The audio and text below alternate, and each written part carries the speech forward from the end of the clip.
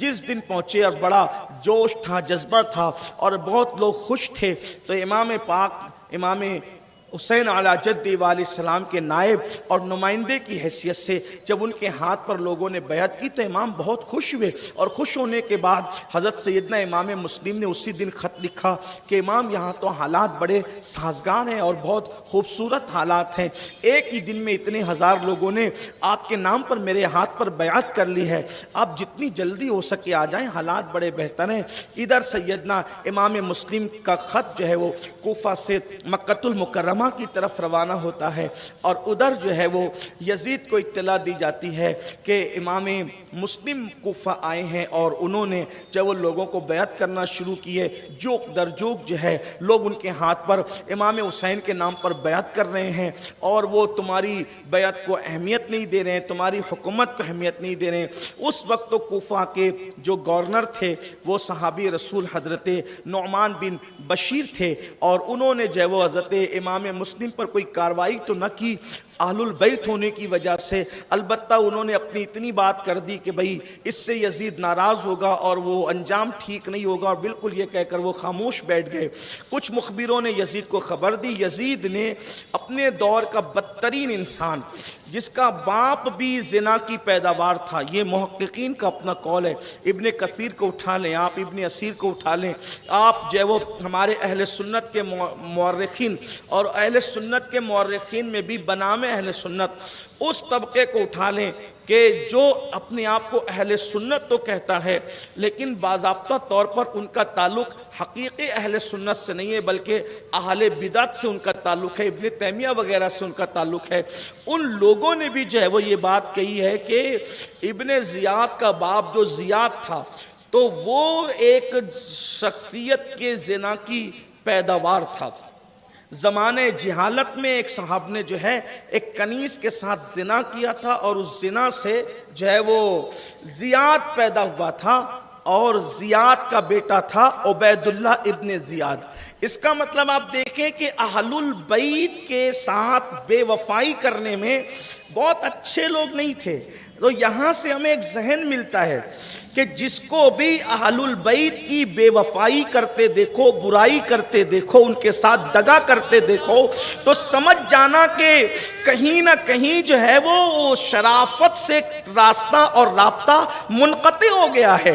جس کا رابطہ خون کا رشتہ، دل کا رشتہ شرافت اور دیانت سے اور ایمان سے منسلک رہے گا، وہ اہل البیت کے خلاف کبھی جا ہی نہیں سکتا۔ اس لیے کہ اللہ تبارک و تعالیٰ نے شریف طبیعتوں کے اندر یہ فطرت رکھی ہے، توجہ کرنا، فطرت رکھی ہے، اس لیے کہ مذہب الگ ہے، اللہ اکبر، اور فطرت کا تقاضا ہے، اللہ اکبر۔ مثال کے طور پر مذہب حق کوئی قبول کرتا ہے، لیکن سلیم فطرت جو ہے، انسان جو بھی پیدا ہوتا ہے فطرت اسلام پر پیدا ہوتا ہے، بعد میں ماں باپ اس کو اگرچہ بگاڑ دیں، لیکن اگر وہ اصل فطرت پر قائم ہے تو کسی مذہب سے تعلق ہوگا، لیکن فطرت اس کو نبی اور آل نبی سے محبت کرنے پر مجبور کرتی رہے گی۔ جیسے فطرت میں منہ میں لقمہ ڈالنا ہے، فطرت میں منہ میں لقمہ ڈالنا ہے، لقمہ کبھی ناک میں نہیں ڈالا جاتا، لقمہ کبھی آنکھ میں نہیں ڈالا جاتا، یہ فطرت ہے۔ انسان ہمیشہ سامنے کی طرف چلنے کی کوشش کرتا ہے، یہ فطرت ہے۔ انسان کبھی الٹا پلٹا نہیں چلتا، یہ خلاف فطرت ہے۔ جس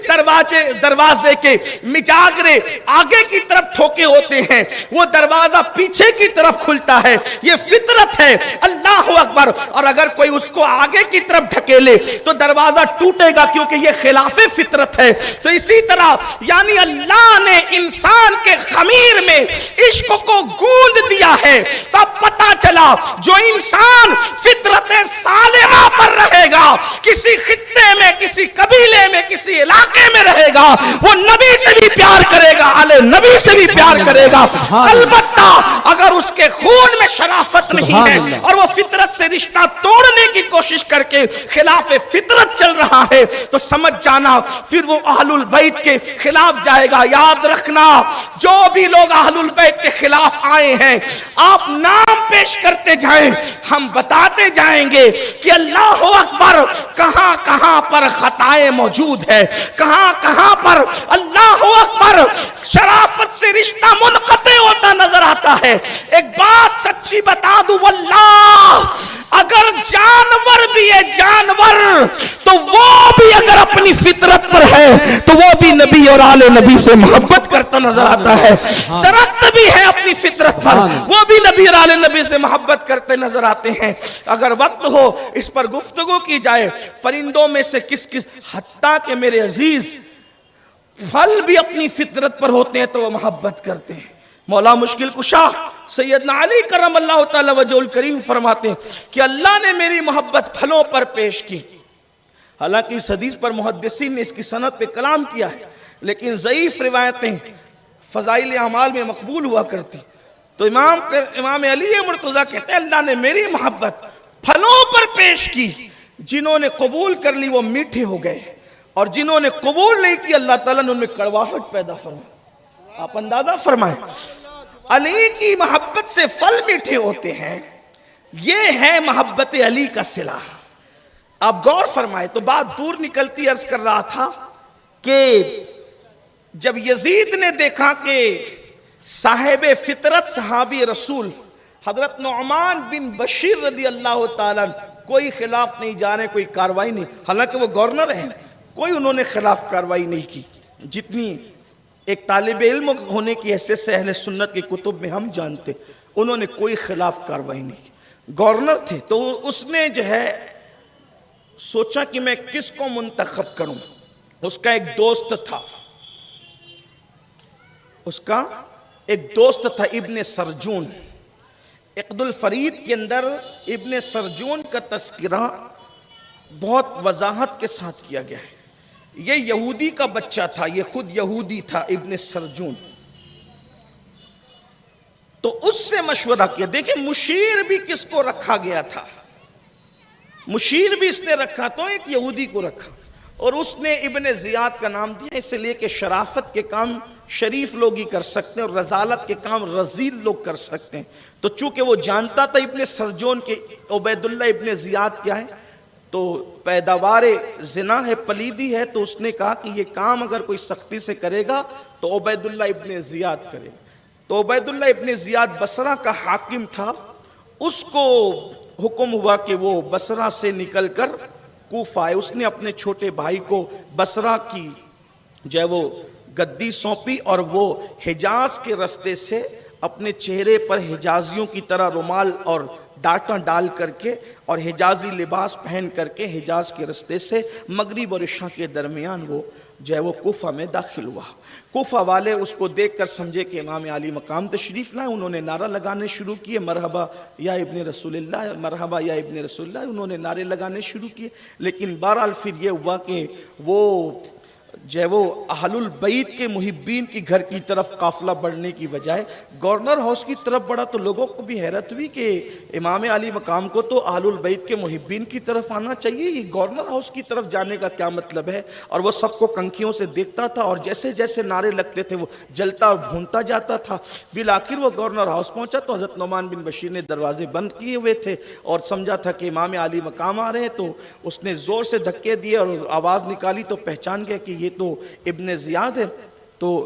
پھر اس کے بعد دروازہ کھولا اور اس نے کہا کہ اپنے آپ کو معزول سمجھو، اور ساری گورنری یزید نے مجھے سونپی ہے، وہ خط بتایا، اور اس کے بعد اس نے پھر جو ہے سب لوگوں کی چہرہ پٹی کر لی، اور راتوں رات اس نے جتنے اشراف کوفہ تھے ان سب کو جو ہے وہ گورنر ہاؤس میں جمع کر لیا۔ حضرت ہانی کے گھر پہ امام مسلم رضی اللہ تبارک و تعالیٰ عنہ کا قیام تھا، اور امام مسلم رضی اللہ تعالیٰ عنہ کے جو شہزادے تھے وہ امام مسلم کے ساتھ تھے اس وقت۔ جگہ جگہ دعوتیں ہو رہی تھی اور بڑے ناز و نم کے ساتھ جو ہے وہ ان کے ناز اٹھائے جا رہے تھے۔ بالآخر جب صبح ہوئی تو اس نے اعلان کر دیا جس نے امام مسلم کے ہاتھ پہ بیعت کی ہے وہ سب ان کی بیعت توڑیں اور یزید کی بیعت کریں۔ یہ بیعت وہ نہیں ہے جو ہم پیری مریدی کی بیعت کہتے ہیں، یہ وہ بیعت نہیں۔ دراصل یہ جب بار بار آپ بیعت کا ذکر سنتے ہیں تو یہ بیعت وہ ہے کہ جب مسلمان کسی کو اپنا امیر اور مقتدی اور پیشوا مانتے ہیں، خلیفہ مانتے ہیں، تو اس کے ہاتھ پر بیعت کرتے ہیں کہ آپ کے ساتھ وفا کریں گے، بغاوت نہیں کریں گے، جان و مال سے آپ کی مدد کریں گے، نصرت کریں گے، حمایت کریں گے، یعنی کہ گویا کہ اس کے ساتھ وفا کا عہد کیا جاتا ہے، اس کو بیعت کہتے ہیں۔ آپ کے خلاف نہیں جائیں گے اور آپ کو ہم اپنا امیر مانتے ہیں، پیشوا مانتے ہیں۔ تو یزید کی بیعت زبردستی لی جا رہی تھی۔ اب یہ ہوا کہ امام علی مقام کی طرف سے امام مسلم نمائندہ تھے۔ جب یہ اعلان ہوا تو کوفی جو تھے، ظاہر سی بات ہے ان کے یہاں وفا نہیں تھی، وہ ڈرے، اور ڈرنے کے بعد ان لوگوں نے جو ہے امام مسلم سے دوری اختیار کرنا شروع کر دیا، یہاں تک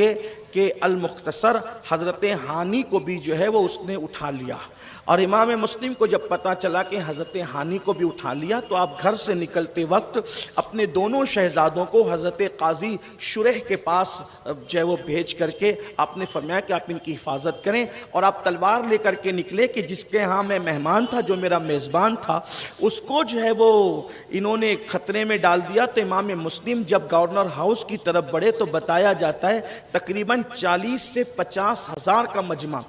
آپ کے ساتھ ہو گیا کہ چلیں ابھی حملہ کریں گے۔ لیکن اس وقت بھی امام مسلم جو ہے جب گورنر ہاؤس کا گھیراؤ کیا تو آپ نے فرمایا کہ جنگ کا آغاز ہماری طرف سے نہیں ہونا چاہیے کیونکہ مسلمانوں کا خون بڑا قیمتی ہے۔ حالانکہ اس وقت اگر آپ اشارہ فرماتے تو پھر گورنر ہاؤس کی اینٹ سے اینٹ بچ جاتی، لیکن امام نے اشارہ نہیں فرمایا۔ ابن زیاد نے یہ کیا کہ جتنے شرفائے کوفہ کو اس نے جمع کر رکھا تھا، اس نے کہا کہ اگر تمہارے یہ رشتہ دار جو گورنر ہاؤس کا گھیراؤ کیے ہوئے اگر ان کو یہاں سے نہیں ہٹاؤ گے تو میں تمہیں قتل کر دوں گا۔ ان کی جب اپنی جان پر بنائی تو انہوں نے اپنے قبیلوں سے اور رشتہ داروں سے کہا کہ ایک کام کرو کہ تم یہاں سے ہٹ جاؤ ورنہ ابن زیاد ہمیں مار ڈالے گا، اور اگر تم نے حملہ بھی کیا ہمیں بچانے کے لیے ہم تک پہنچنے تک تو ہم مر جائیں گے، اس لیے کہ تم یہاں سے ہٹ جاؤ۔ تو جس قبیلے کے قائد نے اور جس قبیلے کے امیر نے، جس قبیلے کے بااثر شخص نے اپنے قبیلے کو کہا، وہ سب لوگ ظالم امام مسلم کا ساتھ چھوڑتے چھوڑتے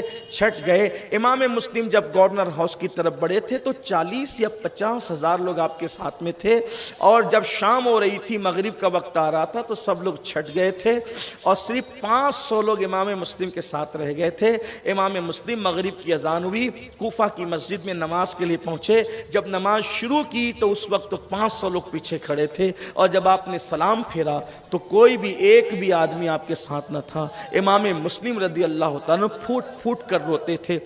آپ کی آنکھوں میں آنسو تھے۔ امام مسلم سوچتے تھے کہ یا اللہ، میں نے تو جو ہے امام علی مقام امام حسین کو خط لکھا ہے۔ کیا ہو رہا ہے بھائی؟ کچھ نہیں ہو رہا ہے، آپ کی توجہ اس طرف رہے، کوئی بات نہیں ہے، آپ ذکر سنیں، آپ ایک بار درود شریف پڑھیں۔ بچوں کو آگے بیٹھانے کی مشکل یہی ہے کہ انہیں پیار سے میں اس لیے سوچتا ہوں کہ آگے بٹھائیں کہ ہماری قوم کا مستقبل ہے، لیکن بہرحال بچے بچے ہیں۔ اب یہ ہے کہ مجمع دیکھنے کی کوئی ضرورت آپ کو نہیں ہے، آپ کو ادھر منبر پہ دیکھنا چاہیے، اور پھر بچوں کے ساتھ بڑے بھی بچے بن جاتے ہیں، اور جب لوگ پیچھے دیکھتے ہیں سبھی پیچھے دیکھتے ہیں۔ ایک بار درود شریف پڑھ لیں آپ، اللہ رب، درود شریف پڑھیں عاشقوں کی طرح بلند آواز سے درود شریف۔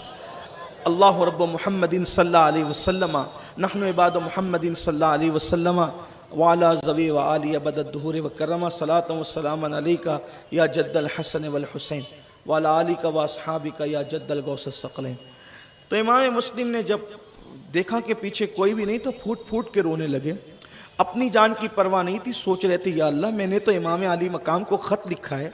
امام جب میرا خط دیکھیں گے تو ان کو مجھ پر اتنا اعتماد ہے کہ وہ میرا خط پڑھ کر تو کسی کے روکنے سے رکیں گے نہیں، اور وہ ضرور تشریف لائیں گے۔ بالآخر یہ ہوا کہ آپ مسجد سے باہر نکلے تو دیکھا کہ کوفہ میں سب کے دروازے بند۔ کل تک جن کے گھروں میں دعوتیں ہو رہی تھی اور بہت ناز اور نم اور ہاتھ چومے جا رہے تھے، بیعتیں کی جا رہی تھی، لوگوں نے اپنے دروازے بند کر دیے جان کے خوف سے۔ اے کوفہ والو، قیامت تک تمہاری بے وفائی کو لوگ یاد کرتے رہے، لوگ تمہاری بے وفائی کے چرچے کرتے رہیں گے۔ اور ایک بات آپ دیکھیں، آپ جب کبھی کوفہ جائیں تو کوفہ میں آپ ہمیشہ دیکھیں گے کوئی کتنا بھی مالدار ہوگا اس کے چہرے کو کبھی آپ کھلا کھلا نہیں دیکھیں گے۔ کوفے والوں کے چہرے آج بھی ایسا لگتا ہے کہ جیسے اترے ہوئے چہرے ہیں، پتہ نہیں ان کے چہروں پر کیا ہے۔ ان کے چہروں کو میں نے کبھی جو ہے وہ کھلا ہوا نہیں دیکھا، کوفہ والوں کے چہروں پہ کبھی رونق نہیں دیکھی، پتہ نہیں، اللہ جانے۔ اسی طریقے سے جو ہے شامیوں کا بھی حال ہے، اور آج کل کے شامی تو کوئی مجرم نہیں ہے، لیکن اتنا ضرور ہے